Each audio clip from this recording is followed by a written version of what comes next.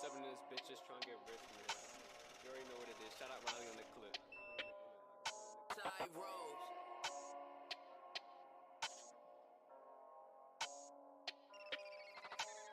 Young nigga flex to the max it. I just be trying to keep up with the paper I'm stacking. That shit be causing the traction. Don't touch my brody, he come with the Mac and he blasting. Niggas they out here just capping. I only trust in my brothers when it's time for action. Till I lay up in the casket, I'ma make sure I go off every verse I'm just snapping. Young nigga flex to the max it. I just be trying to keep up with the paper I'm stacking. That shit be causing the traction. Don't touch my brody, he come with the Mac and he blasting. Niggas they out here just capping. I only trust in my brothers when it's time for action. Till I lay up in the casket, I'ma make sure I go off every verse I'm just snapping. A lot of niggas they just learn to hate you. I exterminate you like the Terminator. These niggas spending bread on studio, but they ain't making shit. Me, I just burning paper. I flex a lot so I concern the haters. Gotta earn the greatness and return the favors. I'm double O and I don't give a fuck. Like everywhere you see me, I'm my worst behavior. I might pull up on your mistress and yeah, she gon' hop in the V cause you see that we getting it. Niggas, they all on my business. They getting real mad on my niggas. We flex Planet Fitness. Get off your ass cause I'm chicken. Y'all ain't making noise. All I hear is the motherfucking crickets. Niggas, they always forgetting who come in a second. I'm trying to be Mike and not Pippin. I'ma put on for my city. I don't even care if I go out like Tupac or Biggie. Shout out my niggas in pity. That's Riley, my bro, and these niggas look at us and envy. Trying to get rich, I mean filthy. I'm trying to stack up the money, the hundreds and fifties. Not with the bullshit that miss me, cause niggas talk shit in the back, but up front never diss me. Young nigga flex to the max it. I just be trying to keep up with the paper I'm stacking. That shit be causing the traction. Don't touch my brody, he come with the Mac and he blasting. Niggas they out here just capping. I only trust in my brothers when it's time for action. Till I lay up in the casket, I'ma make sure I go off every verse I'm just snapping. To the max it. Paper I'm stacking. Traction. Mac and he blasting. Boom! When it's time for action.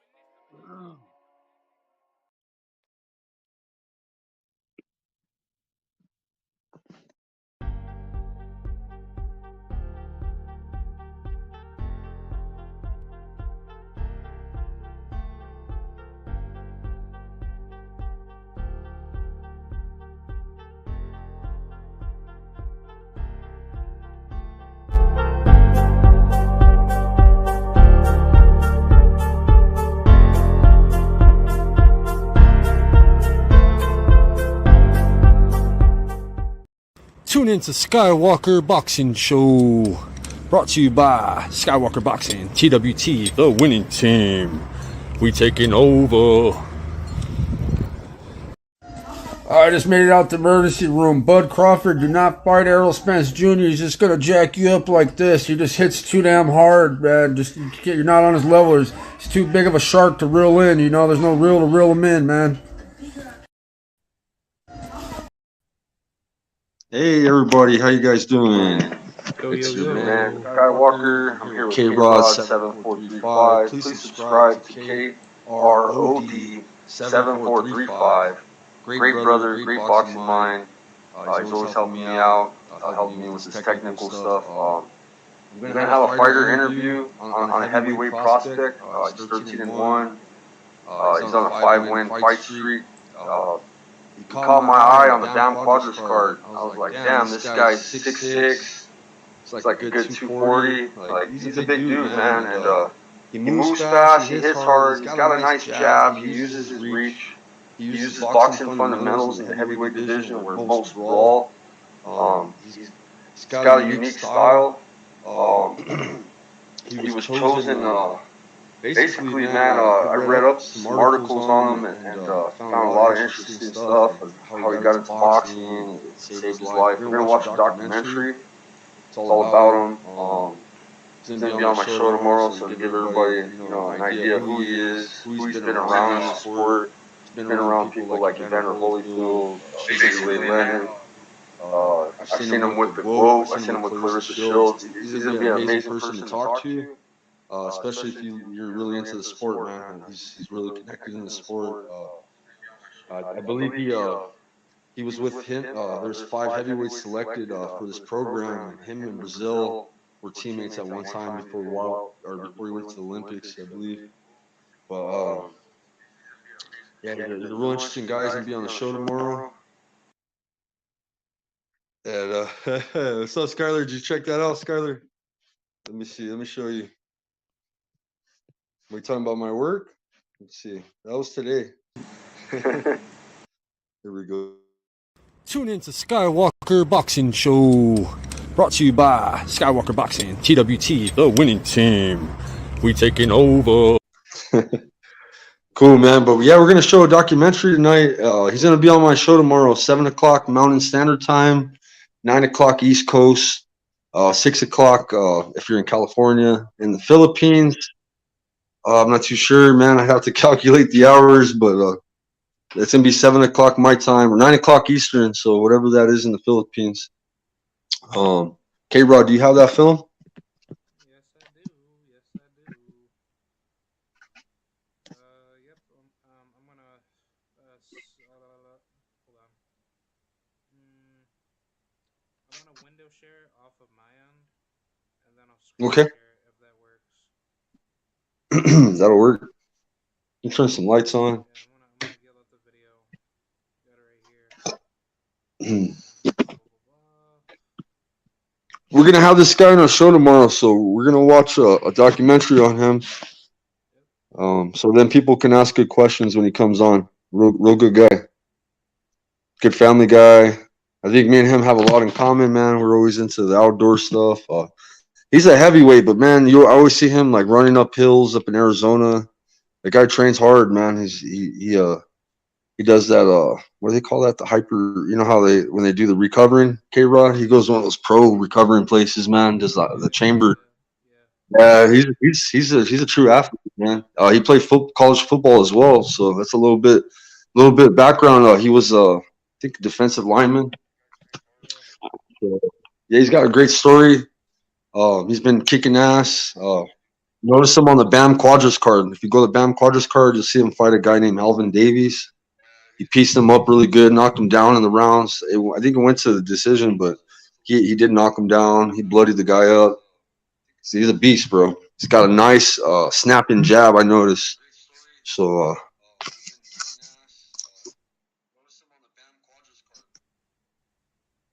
you got it on there, Kira? Yeah. I just need access. Cool. Right. Yeah, I got you. Okay. Make sure you subscribe. Hey, Cuts Ricky Gonzalez channel. Salute, brother. We're gonna watch a documentary on my guest tomorrow. This is the guy that's coming on my show tomorrow. He's a real tough heavyweight, man. Trains hard. So I just want to kind of premiere him. So then tomorrow, when he comes on my show, people can ask him good questions and know more about his history. Oh, yeah. Thank you, Skyler. Appreciate you, brother. Thank you, Skyler. Good day to you, Skyler. Could you just give me the access? Hold on. Yeah, I got you again. Here we go. All right, sweet. I don't have a doorbell. You gotta let me know when it comes in. Okay. All right, sweet. All right. Cool. I'm playing it like right now. Ladies and gentlemen, our main event of the evening features a formidable challenger. Can you widen it up a little bit, Kira? Yeah. Heavyweight professional boxer in the United States of America, Adam Stewart. Boxing is in golf, boxing is in tennis, boxing is in baseball.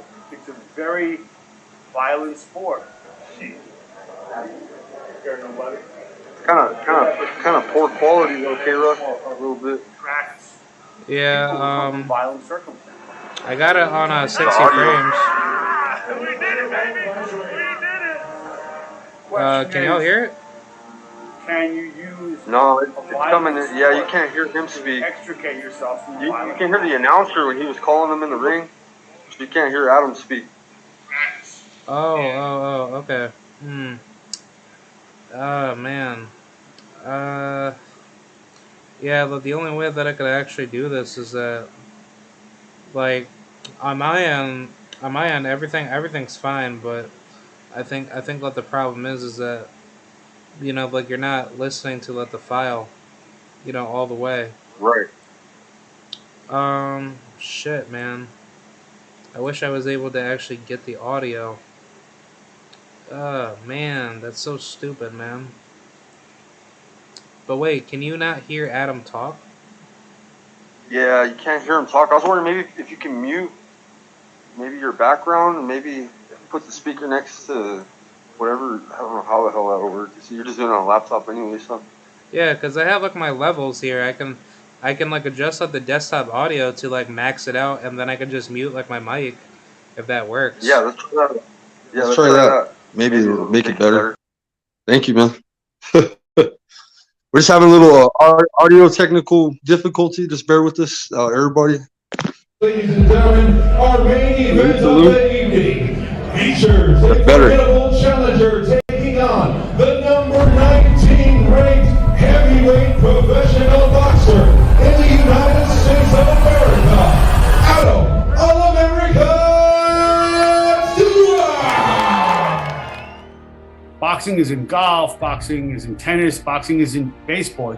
It's a very violent sport. Shit. Yeah, it's better. Scared nobody.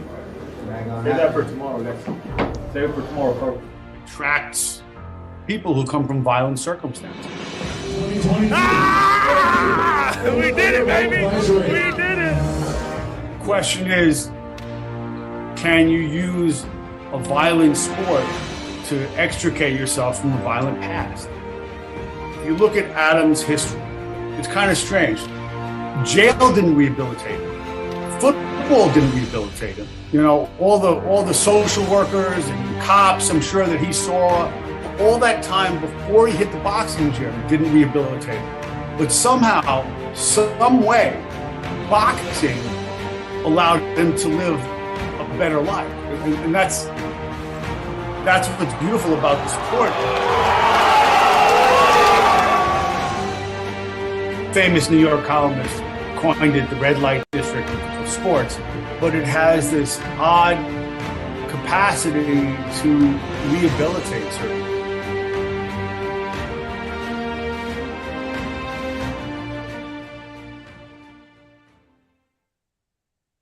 Hi, I'm Adam Stewart, professional heavyweight boxer. 12-1, baby.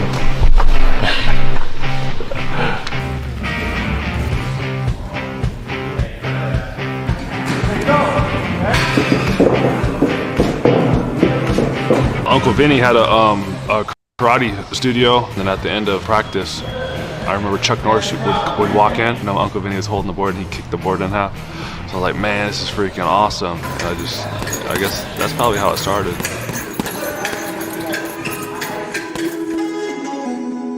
Adam was a super large baby. He was 10 pounds 9 ounces. Yeah, he was my challenge. With 5 kids, you know, they were always playing around and getting into mischief and throwing things at each other, breaking walls. He put an orange through the back door one day, throwing it at his brother, and then ran for his life because it was his bigger brother. Oh, Adam was funny. He was very silly, great sense of humor, smiling all the time. He was just wild. When he played baseball, that was hysterical. He had such a fast pitch for such a young kid, and they called him the Atom Bomb. But when kids came up to bat against him, they were petrified because he hit a lot of the batters. But if he didn't hit them, it was great pitches. Adam growing up, he was a shithead. Angry overall, but always just loyal and dependable when it came to friends. So my freshman year of high school, I was a knucklehead. You know, that's when I started doing like drugs. I just hung out with all, you know, the wrong kids. My sophomore year, I kind of snapped out of it. I was looking up to my brother a lot. Started, you know, lifting weights and looking up to my brother and getting involved in football. We were both in the football team, which I think that like really grounded him as like a kid. That was his childhood. He was all about his buddies, but they got in a lot of trouble. My junior year, I really, you know, I got real big. I think I got up to 250 pounds, but then I got back in with the wrong crowd, running around on the weekends, and that's what got me put in jail.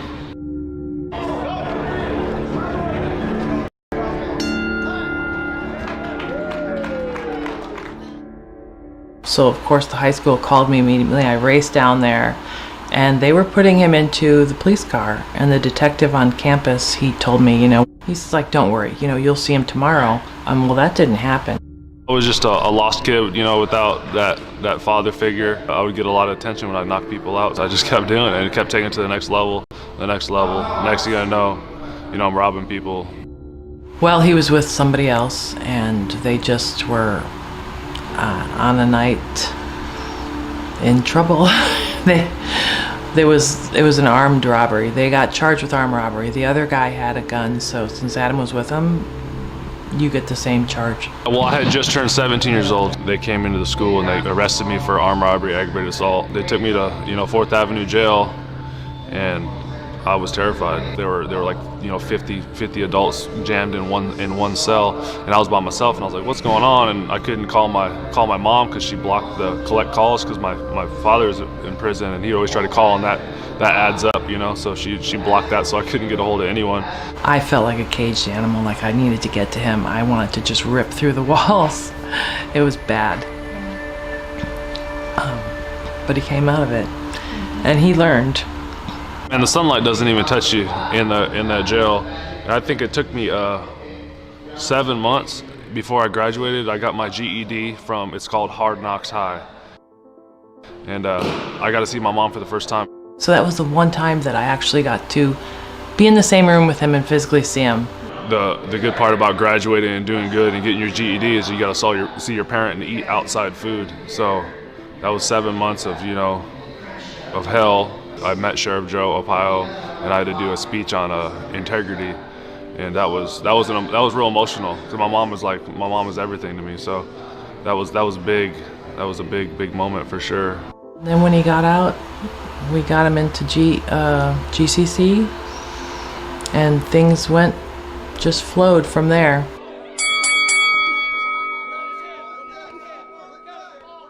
And then I met Coach Jewell. Jewell was he was a detention officer for my sister, and he decided to quit that and come over to coach the football. And the first day I met him, I was in the weight room, and I wasn't going all the way down on my squats. I was slacking a little bit. He said, "Put another plate on and go parallel, go lower."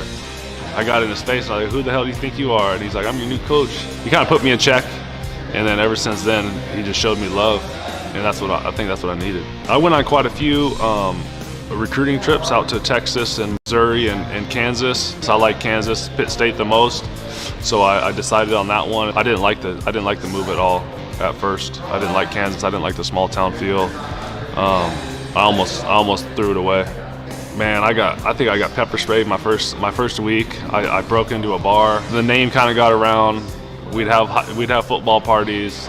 You know, out of town guys, or the baseball team or the basketball team, they come to our parties. They did something I didn't like. Man, I beat up a lot of people. For sticking up for the kids that couldn't defend themselves or protect themselves, and just probably for no reason too.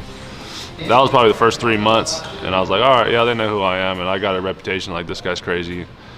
That's why a lot of people say Catherine, like, you're crazy, this guy's crazy. How do you like this guy? Because she's this good old Kansas girl, you know, she'd never been in no trouble in her life, and I don't know, I guess I caught her interest. So she wanted to save the bad boy, right? Tame the beast. That was her. I think that was her goal, and she did.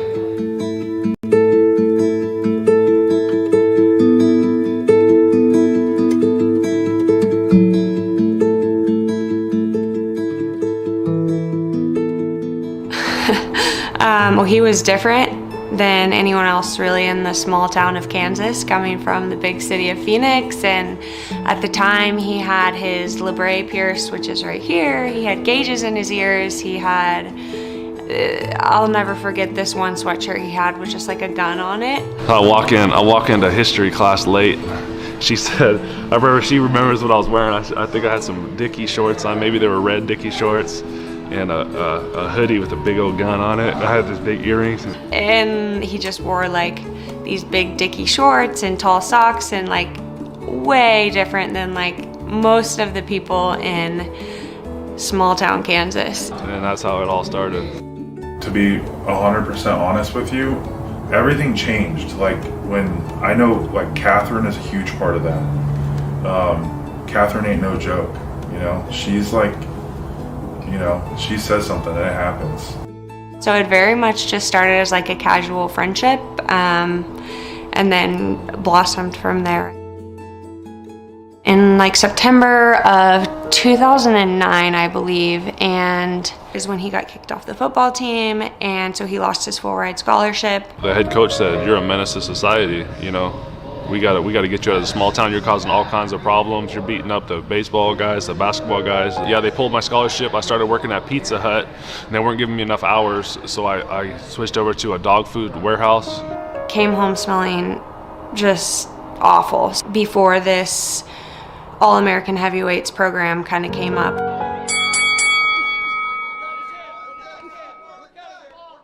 Then I get a phone call from Coach Jewell. I'm just hanging out at the house, and Coach Jewell says, "Hey, Big Shoe Stu." He said, "These guys just came into Glendale Community College. They're looking for heavyweight boxers, or just tough guys. And they're going to teach you boxing, and they want to bring back heavyweight boxing, and they want a 2012 Olympic gold medalist." He said, "They seem pretty legit, so take them serious." He said, "I told them I knew this big dummy likes getting punched in his face, and I gave him your information. You're the first person I thought of. You're the only person I gave the information, so take it seriously." He's like, "Don't f this up like you do everything else." They flew me out to Los Angeles, me and 19 other guys, so there's 20 of us, and they told us that we're going to pick the top 5. They showed us, the first day they showed us boxing, they showed us a basic jab, a basic right hand, a hook, an uppercut, kind of a little bit of movement. There was never like this moment where he had to tell me what was going to happen. It was always from day one, like, this is an opportunity I have, I'm going to check it out. If they like me, I have to go, you know, what else do I have going for me right now working at a dog food plant? In that situation, I just really had no idea what to do. So a lot of fighting, but a lot of fierce love. I tried to break up with Catherine. I tried to break up with her. I was like, it's not going to work out. We're a long distance. You're in college. You're in Kansas. I'm in Los Angeles. I'm going to do this big bad boxer thing. But she fought through it. We made it work out, and I took off. Yeah, I sold everything I had for $100, and I took off to Los Angeles with a suitcase. And there I was in a $60 million Olympic heavyweight boxing program with state-of-the-art equipment. I was real happy and thankful for sure that, you know, the opportunity, and thankful that Coach Jewell thought of me and told me about it. But I was focused. I was real focused. I remember that's when I first started. That's when I found videos of Muhammad Ali on YouTube, and I watched the same video every single day. I'd wake up, and I had a kind of this morning routine. I'd wake up and I watch the same video. I'm going to show you how great I am. And I was just inspired, and I was obsessed. But the man's in trouble. I'm going to show you how great I am. And I actually started flying out Catherine probably twice a month. She'd come out for the weekend since I didn't have any bills. Everything that kid's done all his life and all that stuff, good or bad, he is just like supposed to be a fighter, you know? And then Catherine followed him out to California, and they got a place, and then that's like that, just Adam's life changed. Dominic went to the trials. He lost. You know, they didn't get Olympian for 2012, so they just ended their program. We moved in a little apartment, a little beach city. Like, it's time for me to find a job. This is hard because I have 2 felonies on record. I couldn't find anything. I was putting applications everywhere. Thankfully, my Uncle Craig was able to get me a job with Climate Tech. Money was a little better. Our situation was better, so we moved to Orange County. And then that's when I was checking out gyms, and that's when I met my coach, Jerry Marino. And Jerry, he helped me out big time. He taught me the sweet science of boxing. Like, he really taught me a lot. And he just had me start fighting as much as I could. I think 5 in the world in amateurs, and I was the #1 heavyweight in California. I won the Desert Showdown tournament, the Blue and Gold tournament. I won a lot of local tournaments in California, and California is like it's the boxing, you know, it's well known for boxing. There's a lot of good, you know, competition there. That went good, and I felt I was ready to turn pro in 2016. So that's what I did.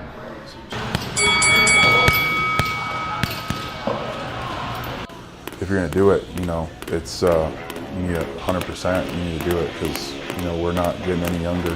It was April, and I was ready to turn pro. I had my pro debut in Orange County at the Orange County Fairgrounds, and I won. I fought a guy that had 3 fights, big guy, 6'4", 250 pounds, and I beat him, bloodied his face up good, and got the victory, and that's where it all started. It was a great feeling. We always say that our wedding day was like the best day of our lives. It was so fun. Each got a different superhero. t-shirt, and then at the end of the night, the guys were just in their t-shirts. After a night of drinking and partying, the ties came off, the button-up shirts came off, and it was just slacks and Vans and t-shirts. Almost hear the laugh in the picture just by looking at the picture. Oh, this one. It's my favorite. Just so happy. Such a good day. That was a big level up, getting married and going on a honeymoon with her, like going out of the country and then going on an actual vacation. That was huge. We did like luau's, we danced. I think we had a dance, like they had a dance off the first time, and we just destroyed everyone. They were like, big man to shake the booty. And I was like, hell yeah. We had our first, our daughter, Mia, in 2016. Yeah, I had 3 fights in California. We had little baby Mia, and we had some issues with the landlord. Let's just go to either Kansas or Arizona, where we have some support now that we have a baby and a family. We want to be around family, so I said boxing would be better in Arizona, so we moved out here. We found our house. We had our second kid by then, 2018. Yeah, and it's been going good ever since. It's amazing for a mom to see their child and their like growth of life, you know, through the struggles and the low times and the high times, and then to see how interested he is. He's very interested in every minute of what they do and very patient with them, and that just makes any mom happy.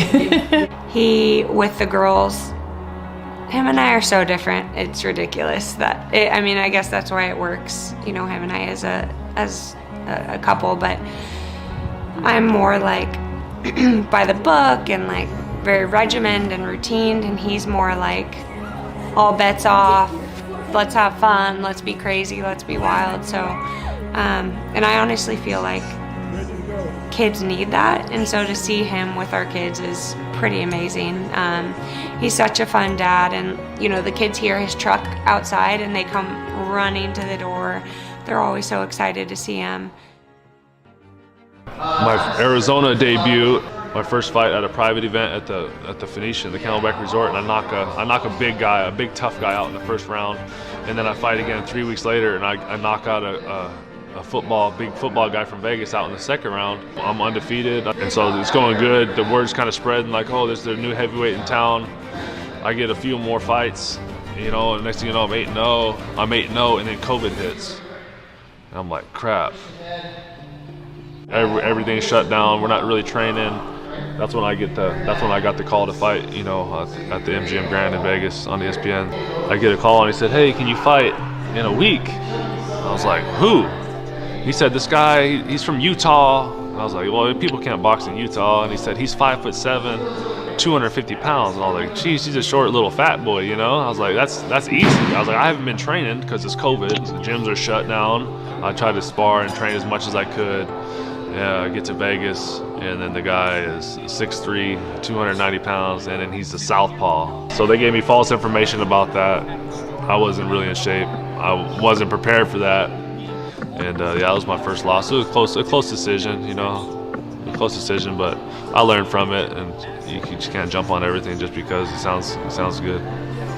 So after that fight, that was my first loss. I was 8-1 now, and I was bummed. I had a chip on my shoulder. I was mad. I sat down with Catherine, my wife, and we talked about it. And I said, something's got to give. You know, I'm a husband, a father. You know, I work full time, and I'm a professional boxer. I said, the only thing I can think of is work's got to go. And so here we are again, me making no damn money, it's a big risk. But I was like, we have to risk it while I'm still in my prime, while I still feel good, while I'm able to do this. I can always go back to the work. Let me try this for a while. So I think we said something like 6 months of like trying it out. I'm easy going, but with this, I'm like, this is what it's gonna be. You know, I kind of stood my ground. I was like, this is what it's gonna be. Quit my job last November. Time to take it seriously. And I sat down with the coaches and said, I'm going full time. So let's step it up. Kind of on this like 6 month time frame where we're like, okay, let's see what let's see where our bank account is and if we're still able to pay the bills. And here we are, a year later, and he's doing really well. Although the nerves are always high right before a fight, I am confident in his abilities and trust that he's gonna do what he needs to do when he gets in that ring. As far as the first 4 weeks are pretty easy. Like, I know what he needs to do. He needs to go to the gym at this time on this day. I'd say around like 2 weeks out is when things start getting a little dicey and I don't really know what to expect. If he needs to be here or needs to pivot, I need to be able to okay, great, support you, go do that. I'll get the kids, I'll drop everything so that you can do what you need to do so that you're in the right state of mind for this fight. That can be a little taxing on me. Boxing is a mind game as well. He's kind of caught between being a family man, but also being this warrior savage that's gonna get in the ring and knock someone out. And he was telling me this morning, he's like, I can see it in you when it's starting to wear on you. He's like, about 2 days before the fight, you start to, show that this is okay, I'm ready for this to be over. I'm ready to get back to normal life. And people always say are you excited for the fight? And I say, as much as I'm excited for the fight, I'm excited for the after the fight, the day after, because then we can breathe, we can chill, we can be a family again. It's cool to have a husband who's a boxer, a professional boxer, and it can be hard at times. I have time now, I have more time, more energy. I can train in the mornings. It's going good. From when I quit my job 1 year ago, I've had 3 fights, 3-0, won all 3 of them. I think I was ranked 104th in the country. And now, I checked last night, I'll be 17th in the country.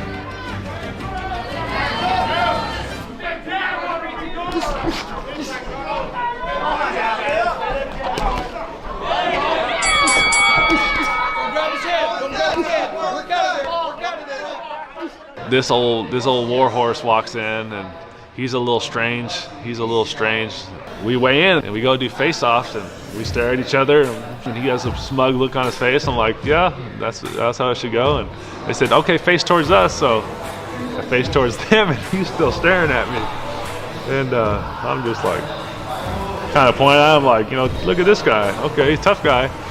And now that we face towards the camera and get the picture, and he said, I'm gonna knock your ass out. And then after I knock you out, I'm gonna knock him out. And I was just like, this guy. He tried to get loud and kind of wild, and he got all big-eyed and started walking towards me. I said, you're not scaring nobody. You're not scaring nobody with that. So, because I wasn't doing anything, that he was being a tough guy. And I thought to myself, I love it. I've been waiting for this moment. I've been waiting for this to happen. Because I generally, I like people. So to have a little chip on my shoulder and have a little hate going in there, I was like, well, I was gonna whoop your ass already, but now I think I'll do it a little faster and just a little more hate on the punches. So I was excited about that. A lot of people, he had a lot of scars and kind of crazy look, and he's a decent sized guy, and a lot of people were scared, that guy looks crazy, he looks scary. And my wife, she was nervous. Even my coach was like, don't mind the look, but I was eating it up. So of course there were nerves. And then when I saw the guy, he kind of looked like a thug. He had some stab marks on him. He had some bullet wounds in his shoulders. That kind of scared me too, because it's you wonder, that guy's seen some tough that guy's been around the block. He can probably take a hit. That kind of thug, the kind of look that he was going for, and I'll destroy those people. I loved it. Even as we walked into the ring, he came out and he's stomping, and he has this look on his face, and I'm like, I'm gonna smoke this guy, and I'm gonna love every second of it. I'm gonna retire the old war horse. That was my goal, retire this guy. I went out there, I let my hands go, didn't hesitate, and got the job done. I want to hit this guy with the jab that feels like 4 right hands. So I just went out there, stepped into it, boom, and it snapped the head back. And I just saw everything. I was so focused and zipped in, got the job done. It was a good night.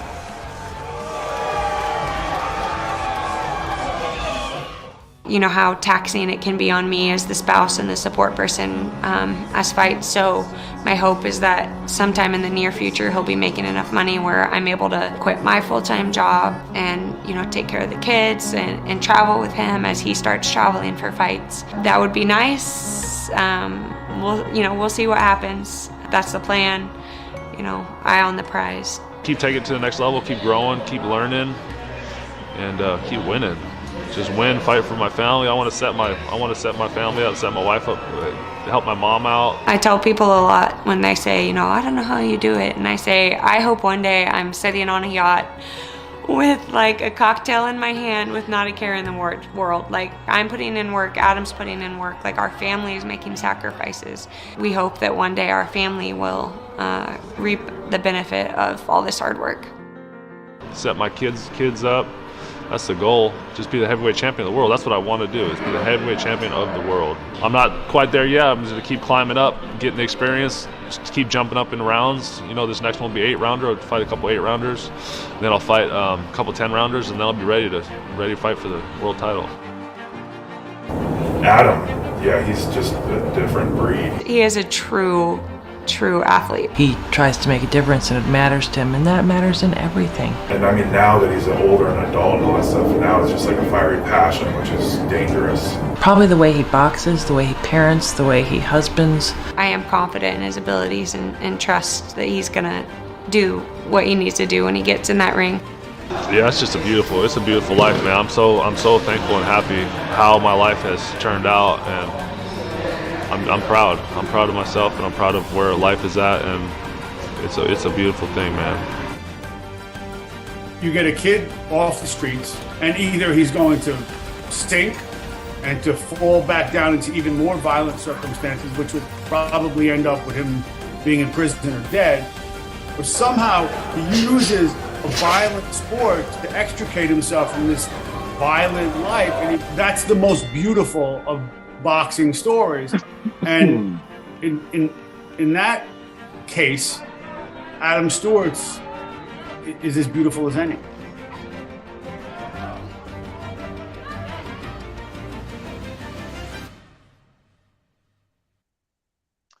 All right, that's it, right? Let me drop that link. Yeah, so we'll get in trouble if we play his fights, right, K-Rod?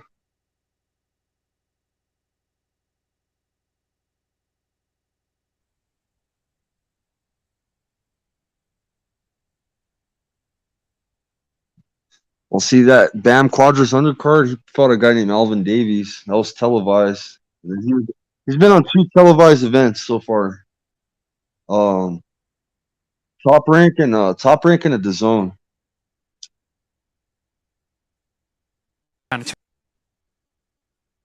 Okay. Cool. I'm waiting for you. I hope you guys are enjoying this. I'm just going over a documentary. I'm trying to research myself so I can ask good questions for tomorrow. I'm always busy washing windows, and I got kids, so this is my study time, guys. And I'm letting you guys check him out, see who he is, and make it better experience for you instead of just coming on a show and not knowing somebody. At least you'll have at least a small bit of knowledge of the fighter coming on tomorrow.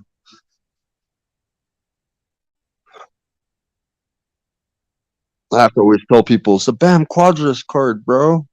Everybody remembers that card, right? Jesse Bam Bam and Carlos Quadras, huh? Yeah, he did good on that fight, bro. He did really good. It went the distance, though. He didn't fully knock out that guy, but he had him knocked down and bloody. Yeah, I believe it. Yeah, pieced him up. He's got a good jab, bro. He keeps distance. You think like he's big, big guys want to rush in and brawl with you on the inside, but he has actual skill, bro. He's fast on a. I was talking shit to him one day. I think he got mad, bro, because he was on a medicine ball, and on a speed bag, bro. And I was all pretty good. I said pretty fast for a heavyweight, and he's all, what? You don't think I'm fast? Because he is fast, bro. And I guess they had judged him, bro. They had them all shadow box, bro, and he could shadow box good. Or, he knows how to box, bro. So it's kind of cool. And he's got. You see the athleticism that he has. He's fast, bro, and he don't tire out. You always see him running up mountains. He's got good wind. He's not like your typical heavyweight, bro. He's almost like a cruiserweight or like a light heavyweight in a heavyweight body, bro. He moves fast. He, like he's a big guy. You can't expect him, to be super slick, but he's a come forward and like, he keeps his distance though. Like he knows how to box. You'll see that in his fighting style. He's got a unique fighting style. That's all I gotta say. He's such a big dude, and you expect him to brawl like that, but he knows how to keep the distance, and the jabs always set him up for his power punches, for him to kill people. Yeah, thank you, brother. Yeah, I'm gonna get a screenshot. We're gonna show you a fight real quick. The screen share. I got you. There it is. AJ, man, you want to see him? This is the BAM Quadras card. This is gonna be Adam Stewart fighting Alvin Davies. Heavyweight division to start off the night here on Before the Bell. Adam Stewart in the black trunks. He weighed in at 234 pounds, same as his last fight. A first-round knockout against Carlos Barnett back in November. Davey in the gold trunks, weighed in at 223.9. Potential future at Bridgerweight has been something that he's been thinking about, but here he's going to take any opportunity, any quality opportunity that's presented to him. Again, we're joined by Chris Algieri and Joshua Boazzi here Before the Bell. I'm Justin Shackle, and you have Adam Stewart, a Phoenix native. I'm sure he has a large crowd of support here at the Footprint Center. 12 wins, 1 loss, 1 draw with 8 knockouts. Right away, you see the differing styles between the two. Stewart fighting much longer, taller, using his hands to kind of walk his man down. Davey more athletic, using head movement and working on the inside. And Stewart, a former tackle playing college football, says that really helps him in terms of serving him well, moving around with heavyweights. And he surprises a lot of people with his speed. Feels like he has a snapping jab. You got speed, bro. You see one example of that one right there. He's got a unique I style, personally bro. love it when I see football players making the transition to boxing, taking those years of training, the athleticism, the explosiveness to the heavyweight division is nothing but exciting. You don't get winded either, bro. That dude 4 trains straight hard on fights and cardio. suffering that first pro loss to Helaman Olguin in June of 2020. And Stewart going for his 5th straight victory. I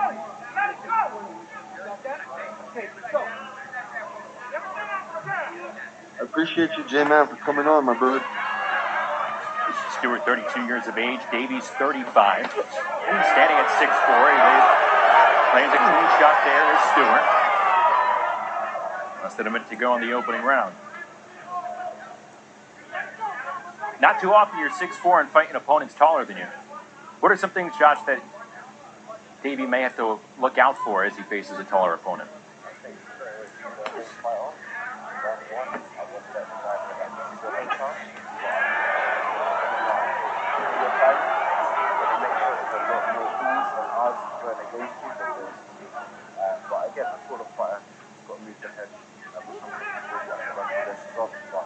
Yeah, he's fast, J-Man.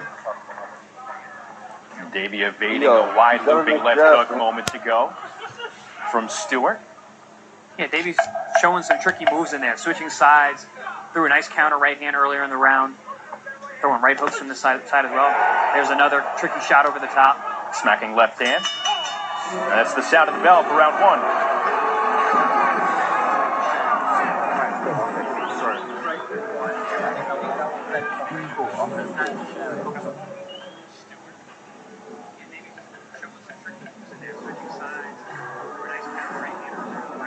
Let's take a look at some of the action from round 1.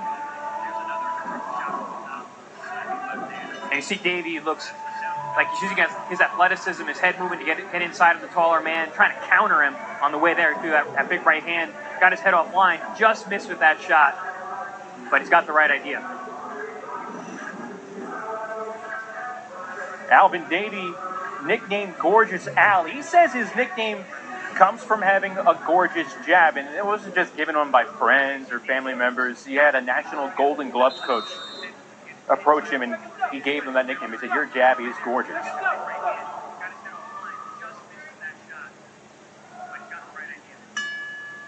Here we go with the start of round 2. Scheduled for 6 between Adam Stewart and Alvin Davey. The action kicking us off here on Before the Bell, the first matchroom show of 2022 in Phoenix, Arizona. How tough is it, guys, to try your hardest not to overcompensate and not try to really go out of your way to impress when you're fighting in your hometown? It's a lot of pressure. It can be.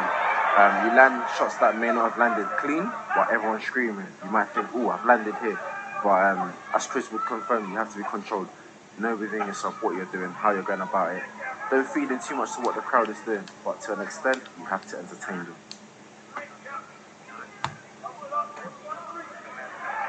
Three-punch combo from Stewart, backing up Davey. I think Stewart is doing a good job of slowing the pace. This fight is, controlling is it an 8 or a 10, Kira? He's not being too 6 busy. rounder. He's not overextending himself. He's just looking for the perfect shot. I said 6 rounder. What is it? Timing it up. Oh, with a double 6. jab. 6. Skyler. Adam Stewart, about a year removed from quitting his full-time job and focusing on boxing full-time. He's an ATC construction worker. Figures, you live in Arizona, you're always going to have that job in your back pocket. Now is the time to capitalize on his prime in the sport of boxing.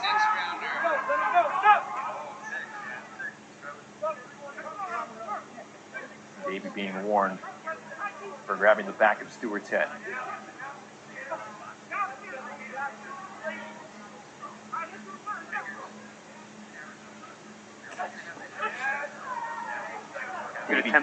Good attempt there by Stewart, trying to counter with that right hand over the top. He's starting to seem like he's trying to get the timing of Davey right now. Now the get to know you round may be extended here in round number 2. No schedule for 6.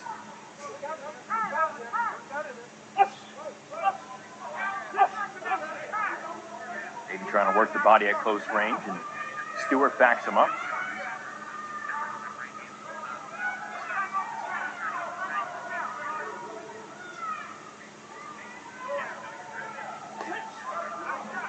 Good try there by Davey. That overhand right. Good move against the taller opponent as they rush in. And once again, turns southpaw. Eats a jab.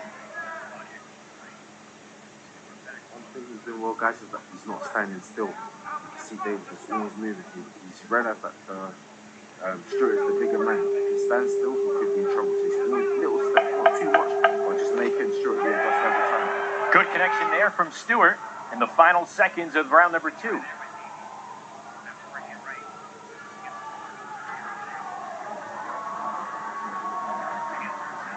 Yeah, he bust this guy up, bro, in 6 rounds up. Gets them all, boy.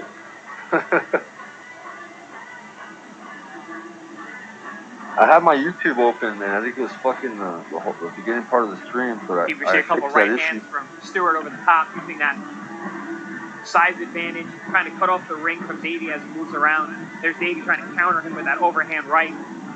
Good timing on that shot. Nice stiff jab there from Stewart at the end of the round. Gus, from what you've seen with the samples of jabs from Adam Stewart, could he stand to be throwing a lot more? Yeah, I think, like Chris said, he's taking center. He knows that he's not going to work at a high work rate. He slowed the pace down. It's going to suit him. For me, I say it's up to Davis to kind of step things up, make him a bit more happy. He's a smaller man. I'm sure he can pick up the errors that Stewart will make. Here's round 3 between Adam Stewart and Alvin Davey. Stewart in the black trunks. He's got a good jab. It sets up the power. Scheduled for 6. Here on the Before the Bell undercard, ahead of Quadras Rodriguez later tonight with the WBC 115-pound title. Seems like both men are starting this round with a little more energy than the first 2. I believe that feeling out process is behind them now. The action could be picking up here 30 seconds into round number 3. Counter lead left from Davey. And a big shot coming in from the right side by Stewart. Davey says no, it did not make an impact, but usually when you shake your head, it did in fact rattle you just a bit. Whether it did or it didn't, not a lot is happening in these rounds. So any flurries by Stewart is going to win him those moments. We haven't seen either fighter really string together too many combos so far. Stewart has a decent jab when he lets it go. He's been able to find a good home for that the last 2 rounds. Big overhand left misses from Davey. Is it wise facing a taller fighter for Davey to kind of have that front hand drop? It's dangerous when you have a long guy with a long right hand the way Stewart does to hang out on that right side the way he is. You're not always going to be able to get away from that unless you go under. And most tall guys are not used to rolling under shots.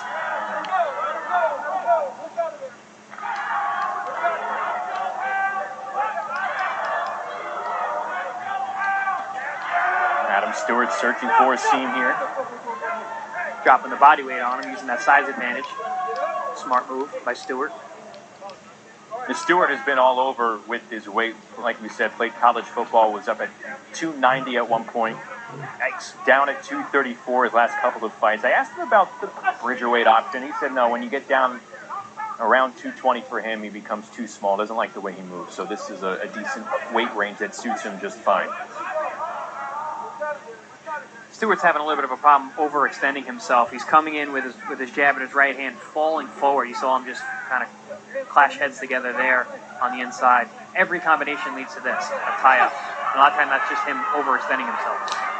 Trying to find some action out of the clinch. Both fighters looking for a seam to capitalize with less than 30 seconds to go in round 3. And there's a right hand from Stewart that connects.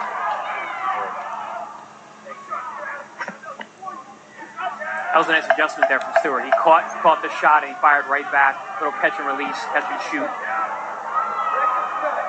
Little walk off right hand to end the round.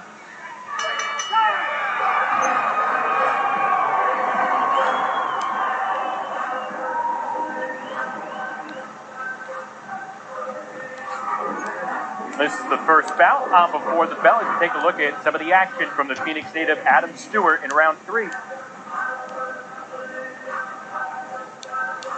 I'm gonna talk to y'all. This fight's real short. Once I get off of here, success with the left hand early on in the round, but Stewart was just busier that round. There you see the double jab. He had a couple of nice right-handed attempts. There was a really nice counter off of one of the overhand rights from Davey. All in, it was a good round from Stewart. I'll drop a link.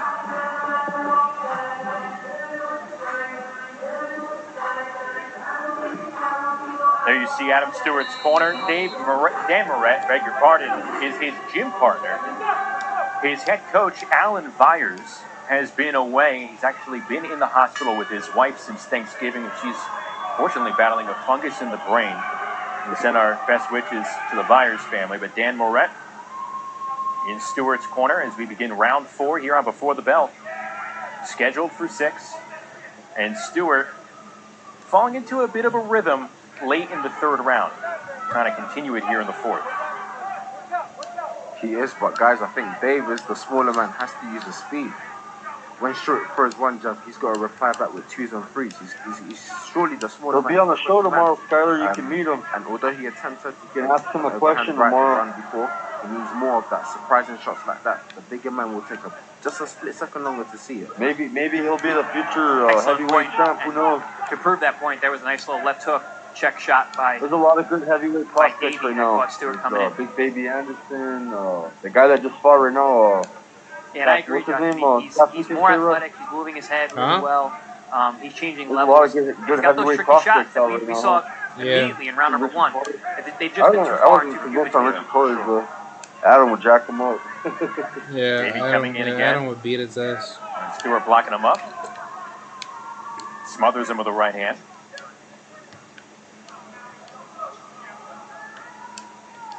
Each time Stewart trying to encroach Davey with the correct movement here in round 4.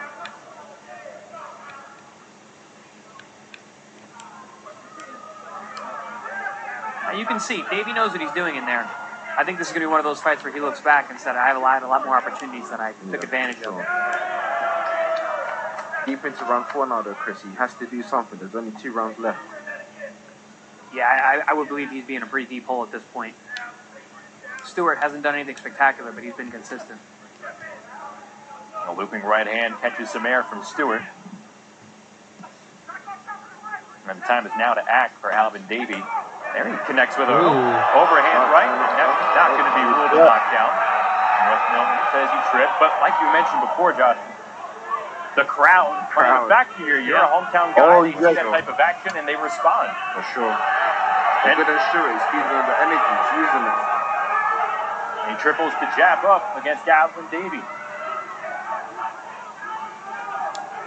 Triple jab, Adam Stewart aiming for his third straight KO. His ninth win, or his ninth KO overall. Check that. Right uppercut, landing on the body. He has high KO ratio too, J-Man. But again, like much of the action so far, fighting at close range. He knocked this guy down. It was only 6 rounds. He could have knocked him out easily. But he's had a lot of short rounds, man. But he's got a, what is he, like 9 for 13 or 8 for 13? He's found a home with the jab when he's thrown it. May not be throwing it as often as he'd like, but a lot of them have landed through 4 rounds. Yeah, no, that's what I'm doing too, Skyler. That's why I'm doing research too with you guys. I still don't know everything about him, and that's why tomorrow I'll ask him questions. We see some of the action from round 4. Josh, what stands out? He's been around a lot of good boxers too. Again, he was just more successful with the jabs. He stepped in.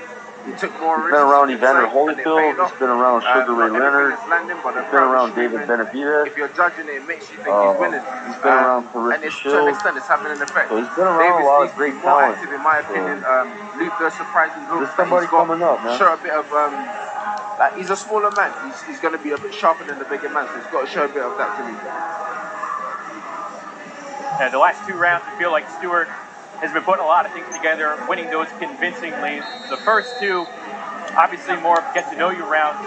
I also had Stewart taking those first 2 as well. Now, the time is now to act for Alvin Davey as we head into rounds 5, maybe 6. This is scheduled for 6 between Adam Stewart and Alvin Davey, our opening bout here on Before the Bell. If I were in Davey's corner, I would be a little concerned because he hasn't pushed the pace in a way that would make Stewart tired in these last 2 rounds.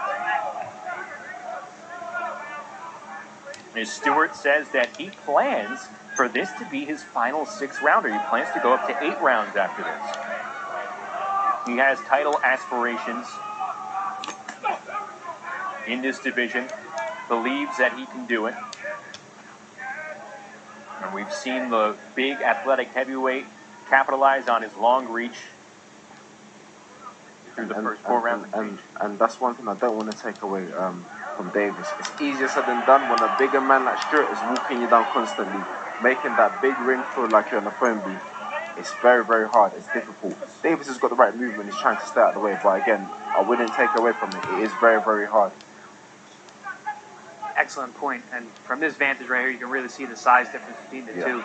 Stewart is a big, strong man. And he's controlling the center of that ring. He's big. That's what I like about him. He's big and fast, bro. What's an alternative big, approach fast, for Davey? Big jab. He can handle those big heavyweights. Perhaps you can go give with him I bet you he'll whoop the shit out of Big Bang Bang. 6'6", 234-pound heavyweight. For Adam Stewart. Adam Stewart's strong enough to put Big Bang Bang down, bro. When you add a feint, it's going to make it I think that size is a good size for heavyweight. When you hesitate for that split second, it gives you time. You get to move or you punch the speed that he's got. And you got endurance, like I said earlier, you're athletic, but you know, a lot of heavyweights, they're not in shape, bro. We're comfortable. My friend Adam right here is in shape. But he's in a real fight. Got some blood from the nose of Davey. One of those lead left hands from Stewart. Caught him earlier in the round. Drew blood. A left hook. Grazing Davey. Less than a minute to go here in round number 5. Double up the jab and trying to apply the right hand to the body of Stewart. And Stewart is replying himself very nicely, guys. He's taking the opportunities that he's getting. He's jabbing. Gotta be careful, but he's starting to put the punches together. Those wide-ranging right hands from Davey mostly missed so far throughout this opening fight. Yeah, but Davey's still showing that he's a threat. He's still throwing those bombs in the middle of the punches. You still have to be careful. You have to watch out for them for sure. I really like Stewart's jab. He's doing a nice job these last couple of rounds, finding his range, flicking it, using some speed even for the bigger man. And then there's another one that lands. And Chris, I might say, Chris, I don't know about the jab. You're talking about what the results is in Davis' face. The blood is there. The evidence is there. That's easy for guys with microphones to point out. Yeah. Exactly. Exactly. That would chase his ass up. We're through 5 here in this opening fight.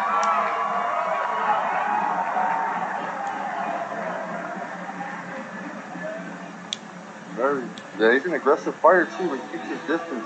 You know, it's like he's like jab, boom. That type of power. Stewart as he comes forward. See the shaking of the head from Davey, which generally means that things are getting through. But also, we got blood on the face that round, so we know some of those shots, one of those right there, is doing some damage. Adam Stewart having a good last few rounds. And Chris, when it comes to it, you're going to say, who pushed it harder leading to the end? You can say, we're seeing Stewart is taking things into matter. He's actually trying to force the pace. He's trying to make something happen. Yeah, he's doing good, but yeah, all complete counter punching. And we can ask him that question tomorrow, J-Man, if he's been the effective aggressor. Does he have a counter game? Right now, what we're seeing is him come forward to try and do some work here against Alvin Davey. Sixth and final round coming up here in our opening fight. You're right, before the bell. Coming up next, Elijah Garcia and Antonio Hernandez. Another 6-round fight. He's got to set him up, man. And then the main card. He's good with the jab and he sets the power shot. Maybe because he's a bigger guy, he's not getting chased down, so he's not having a counter at all. He's able to walk this guy down the whole fight. Looks like he wants to But get we him can out ask him that if he's good with his counter skills, if he works on that in the gym. If he ever had any fight where he's been bullied, you know what I'm saying? Remember how we were talking about bullies? We can ask him if he's been bullied before. Because he's a big guy, man. But there's heavyweights that are bigger than him. Which is very dangerous, getting hit with your You mouth can always open. ask him if he's fought any other heavyweights that try to come forward like he's fighting Davey right here. That's something to think about as well. See how he adjusted his Subsequently, style, a wise you know? choice would be going to the body then. You're the opponent, correct? Yeah. It would be. I don't think Stewart has thrown more than just a few body shots all night long.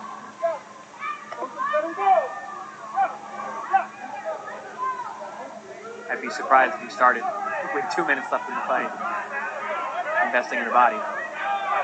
Yeah. The best thing is the body, huh? Break him down. Adam Stewart finding a lot of trouble as a youngster. Spent some time in jail, found boxing, the true callings, found the father figure in his coaches. Spent time in jail, J-Man, my friend. Look, here's a knockdown. Here in the 6th, and that one certainly a knockdown. No dispute about it. Chris, you mentioned earlier on at the beginning of the round, he came out, he said this is it. He wants to add to that carry streak. You saw it. Example of it right there, where he came out hungrier, put the punches together, good count on the right hand. Davey gets up. Stewart has 1:05 to go to try and end it early and pick up another KO victory. Yeah, you see Davey's on unsteady legs. This is final round, with 1:35 left. Adam Stewart really putting on the pressure, running out of time, you know. Stewart remaining calm, coming forward, and Davey able to back away. And a knockdown here in round 6 for Adam Stewart. It has been an impressive showing for him in these latter rounds. Right hand misses, Davey's backing up, needs to be careful. 30 seconds to go.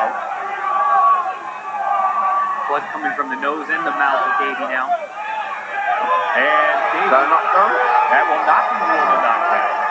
That should have been a knockdown. What do you guys think? I was just going to say, took the words out of my mouth. You think that should have been a knockdown? With 10 seconds to go, he would love to use some hyper speed. He's running away. Stewart trying to make him pay. Take his ass up. Still running from. Much like the early rounds here, at close range, that's where they end, but not because of anything that Stewart was doing with his approach. Alvin Davey had enough. Spits out some blood at the end of round 6. Stewart saying, hey, what can you do? Yeah. I tried. Went for it. Yeah. He could have started earlier. Yeah, he dominated. You can end it, Kira. That 6th round, he really came out there looking for the KO. All right, guys. That's Adam Stewart. I just wanted to preview him. For those in attendance, this is also recorded, so you can always the playback family can go back and watch it. He's going to be on my show Tuesday, 7 o'clock Mountain Standard Time, which is going to be 9 o'clock Eastern. What time would that be, J-Man?